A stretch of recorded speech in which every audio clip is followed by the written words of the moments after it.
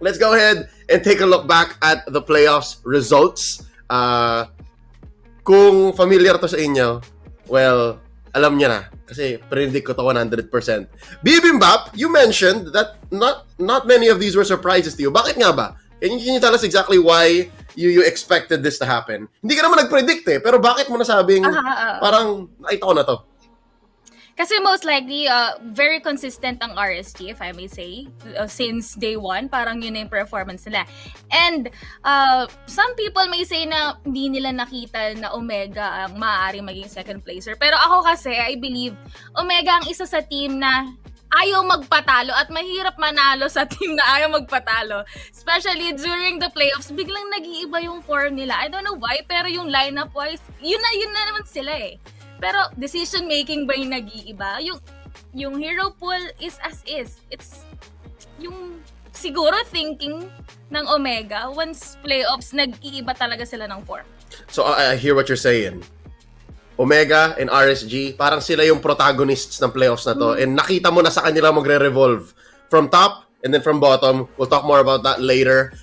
Real quick, let's congratulate though our winner for the Covenry Prediction Challenge. We'll put it on screen right now. Ayan. Congratulations kay Von. Von, you followed all the instructions and you guessed as closely as you could. Meron lang isang Champion. Mistake dyan is of course OMG champion. So hindi naman halata, nakabarangay ka. Pero yan na yun That's the closest. There was one difference from you and the closest guess na hindi nag-follow instructions. So better luck next time. Again, read the mechanics. Congratulations, Von. We will be contacting you. And if not, ikaw na rin, mag-message ka na lang sa Covenry Facebook page, alright? You get yourself some diamonds.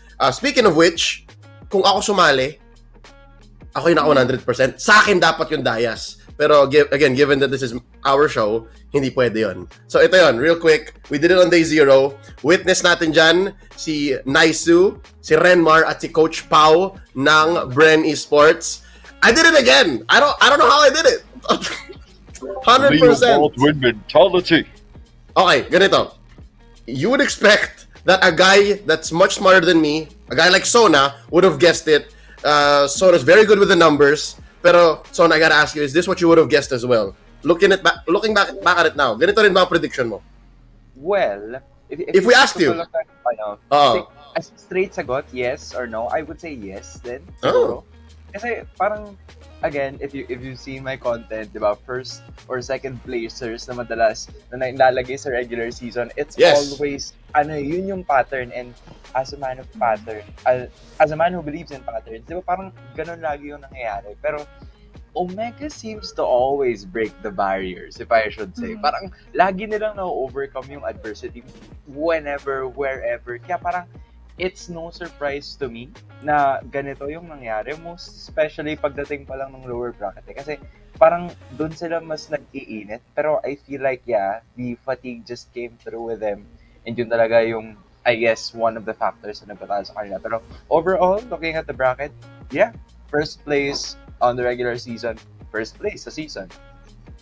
Okay, so half and half. Again, as Bibimbap said, ang bida dito, RSG and OMG. So are you saying, Sona, na may part logic, tapos sabihin mo parang, di, Omega yan So ibahin natin konti, aabot sila dito. Ganon. Yeah. Parang ganon siya Kasi talaga hindi mo malalagay sa numbers pa minsan-minsan kung ano yung ginagawa ng Omega. Kasi they break even the statistics. Kasi parang nag-180-degree turn sila right pagdating ng playoff. So just imagine kung ano yung pwede nilang gawin. I mean, naipakita naman na nila pagdating sa MSC last year. Pero, hey, we got the international Lacson back in the MSC to defend their crown. Speaking of MSC, Boss Miko ng Omega, nanonood niya yun. Shoutouts to you and the rest of the barangay. Yung jacket ko, kita-kits, Malaysia. Ray Ash as well. Shoutouts to you and to Errol and to Paul Galiza. Yan, yung mga maagang nag-check-in sa ating comment section. Go ahead, chat away. Let us know. You shared the stream. Let us know your thoughts about what we're talking about right now. Real quick, I gotta say, even if I did predict against Omega, I spoke to everyone on the ground, on site, at the playoffs. naintindihan naman nila and in the end tama pa rin naman ako. Yinakap ko pa si Kapitan after and he's like, Boss Leo, ikaw talaga. Prediction mo sa MSC. Sabi ko, ayusin natin. Pero yun, okay na ako, walang bias, basta may Omega jacket. Boss Miko, alam mo na yan. Confirmed, isa akong kabarangay, but may isa pa akong kilala na kabarangay and that is my son, Pops. Tulog siya ngayon, pero nag-predict din siya. Check it out, we did post this. Kapalaran, kung hindi niya panoorin niya na ngayon. I mean, huli na, hindi na ganun kaganda yung predictions niya, pero cute pa rin siya. He did guess, I believe, 3 out of 4 times correctly. 3 out of 4, so 75% win rate or prediction rate si Cups. So may pinagmanahan, 'di ba? Let's see, wait lang. Ano nga ba yung tamang nakuha ni Cups? Ano ang tamang nakuha ni Cups? So tama siya dito. Okay. What? Tama siya, Omega Echo. What? May nagsasabi na Yeah. May nagsasabi na walang treats daw yung isa. Hindi, guys. Pareho yan may treats. Pareho yan may treats. So, he got that right. He got Omega right. And then I think he got the next one right too. Mm-hmm. Yan! Ito rin, actually, medyo close din to eh. Medyo close tong Onyx Evos. And then the next one, tama rin yung next one. TNC Omega.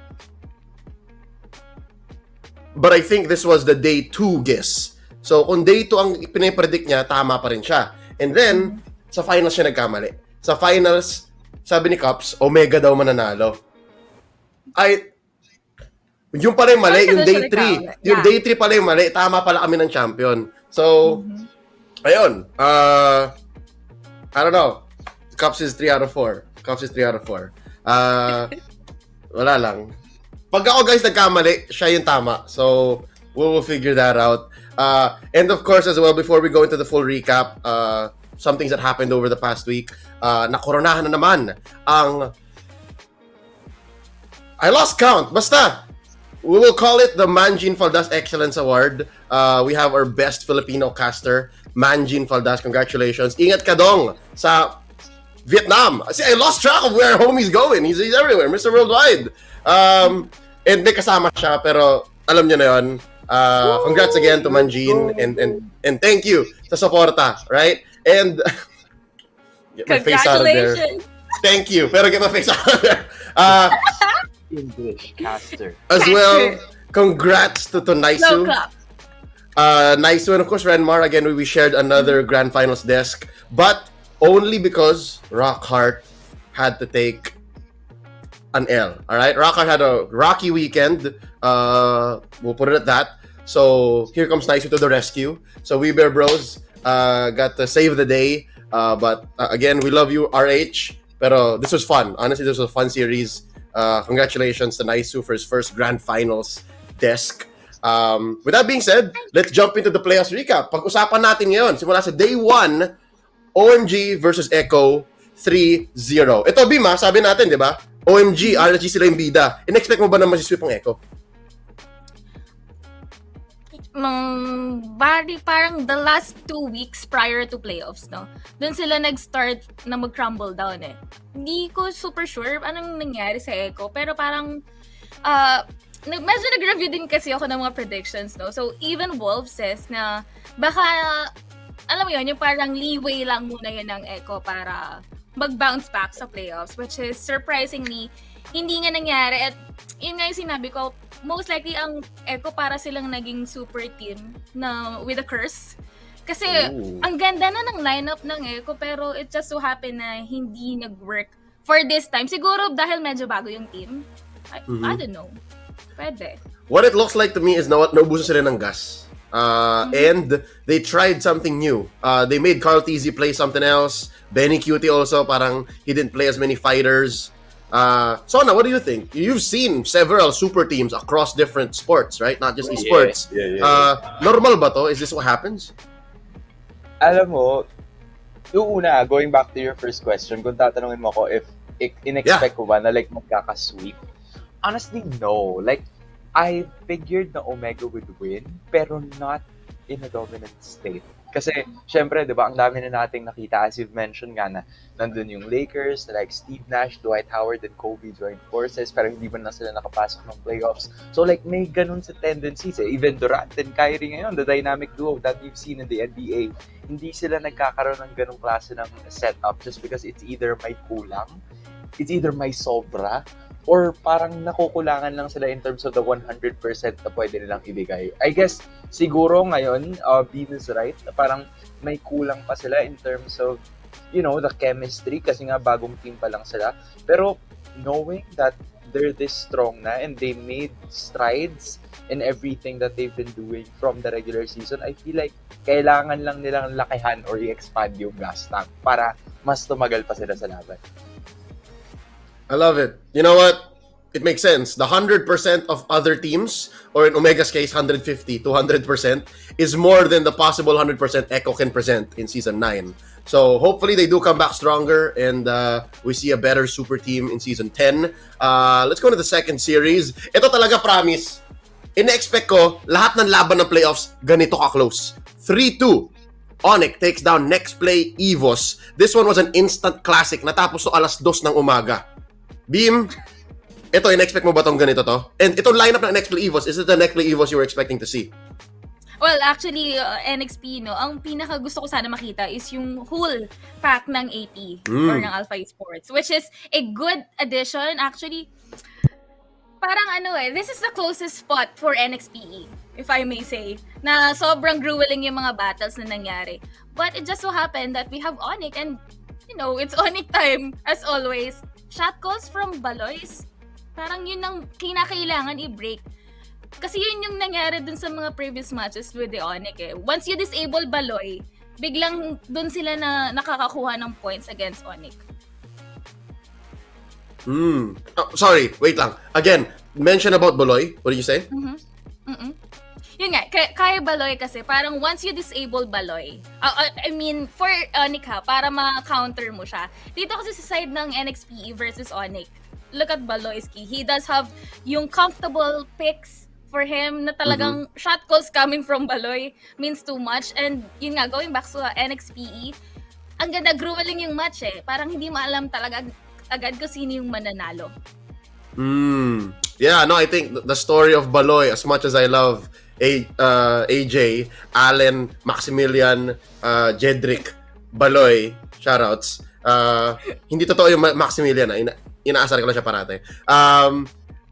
It's true, like, Onyx is very Baloy-centric, pero Bibimbap, you've had experience casting a lot of AP games before they become Next Play. Sona, do you agree? Dapat ba nag-full Next Play, AP Next Play sila dito? Medyo na foreshadow mo yung isa sa mga possible na like surprises ko for later segment, pero abangan yan. Pero I feel like at the same time no, kasi si Aligis siya na isa sa mga pioneers ng liga and it makes a lot of sense na may magstay na isang veteran just so that they can keep the ship going, kumbaga.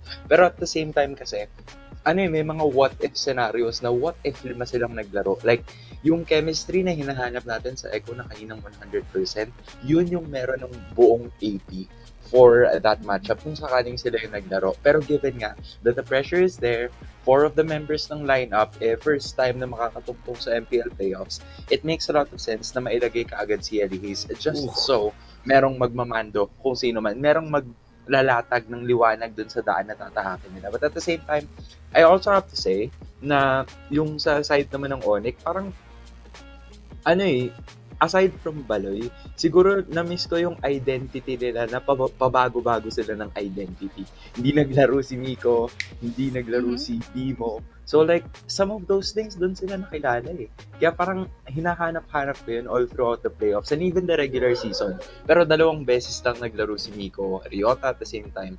And I feel like yun yung strength nila eh, na like yung unpredictability nila in terms of the draft and even with the team. You know what? More on Onyx later. I'll save it. Sorry, I wanted to jump on it, pero mamaya na lang. Ang dami ko rin gusto i-share tungkol sa Onyx pero meron tayong highlight. para sa kanila mamaya. They did finish in 4th place if I'm not mistaken. So, medyo malayo rin ang narating ng Onic PH dito. But, Season 9, it's not Onic time. Let's go into day number 2 here. They did win that. So, next play was GG well played. Day number 2, TNC. We open up with a 3-1. So, the first non-sweep. Oh, sorry, no. 3-2 nga pala isa. Anyways, this was also very close. Pero natalo yung Omega dito. 3-1 from TNC. Is it not just me? Pero ito yung in-expect nating TNC. Ito na sila. Ito na yung malakas. So, I gotta ask first, kanina, sabi natin, all of these super teams, all of these... Sorry, aminin ko na, hindi ako basketball guy. Pero, Sona, has there been a history of a team in like, let's say, basketball, right? In the NBA, na ganito, para ang daming rookies, tapos pinasok mo, sobrang lakas. May ganun ba? Siguro sa NBA, hindi. Pero sa UAAP, NCAA, oo. Like, if you're part of local basketball scenes ngayon, syempre, kasagsagan ng mga rookies. Meron tayong mga tinatawag na one-and-done players. Kumbaga, naglalaro lang sila ng isang beses sa isang taon and then they proceed to go to the pros. Pero this time around, ito yung mga sanay na eh. Yung mga nahubog ng amateur teams, yung mga nahubog ng amateur tournaments to the point na even when they're put in this type of position, it's okay kasi they don't feel pressure at all. And another thing that I also want to point out is that yung formation kasi ng mga team. Yes, may mga teams kasi na oo, malalakas sila individually, but you have to piece them all together. You have to find the right members and the right players na magpo-form ng isang team for them to actually be able to work together as a system and as a gear. And yun yung nakita ko sa TNC na feel ko wala yung ibang mga teams kasi indeed, ang daming rookies, pero TNC, they maximized the use of their rookies well at nagamit nila yun to the best of their abilities. Kaya, yan, 3-1 yung naging resulta. Itong mga rookies ito, madalas nakikita ni Bibimbap to dati. This is the old Archangel, right? This is the old Archangel. I was about to say that na rookies siya in terms of MPL League. Pero underground-wise, ano na rin siya, super team na parang ang nangyari kasi is TNC, powerhouse na, kunyari, for example, Escalera is a good mage talaga. So, handpick mo to, pagsamahin mo sila, and with that, ang ganda na naging chemistry na nangyari. Which is good as well if ever ganun yung nangyari sa Echo, no? Feeling ko for TNC, mas nagkaroon sila kasi nakikita ko mas aggressive sila sa mga scrims, and even dun sa mga small tournaments, sumasali din sila eh. Yeah. So, again, here's a good question to ask, no? Kulang ba sila ng pagkahinog? Is this the same lineup we're gonna see in Season 10? Let us know in the comments in the chat, and we'll talk about it. We have a spotlight for TNC specifically also later on. But let's move on to the second match of day number 2. Dito, ayan na, tumayo na ang mga Kingslayers. Sabi nila, it's game time.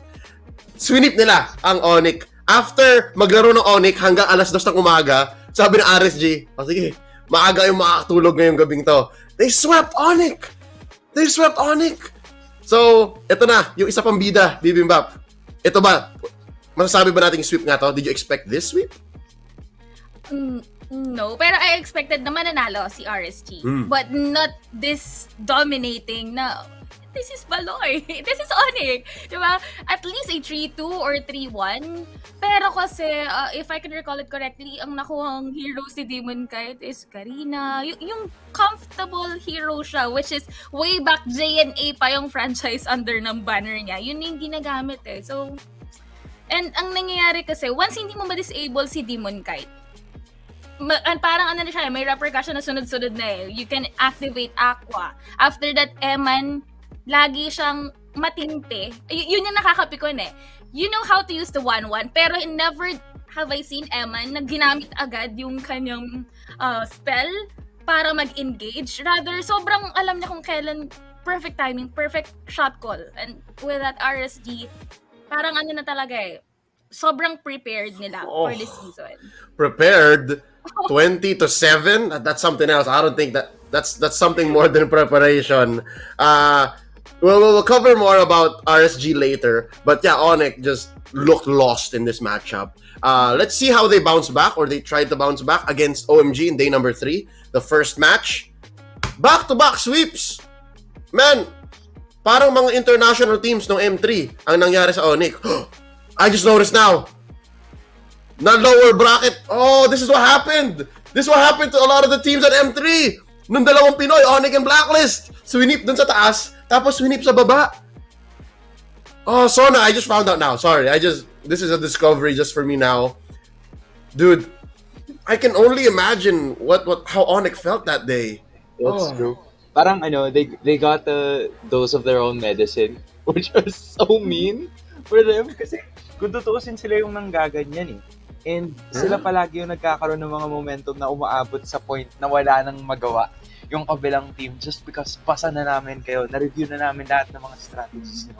And to think that Omega, alam ko na playoff lason sila eh, pero for them to reach this level of competitiveness and mechanics just blew my mind. Most especially kasi I believe this was day 3, nandun ako, and yung composure na meron yung side yung Omega, yun dapat yung meron sana yung Onyx during that time eh. But it appears that a lot of strategies were figured out by the opposing side, and Onyx ang dami nilang chances to actually bounce back. Like most especially nung game 2, I feel like napatagal nila yung laban na yun.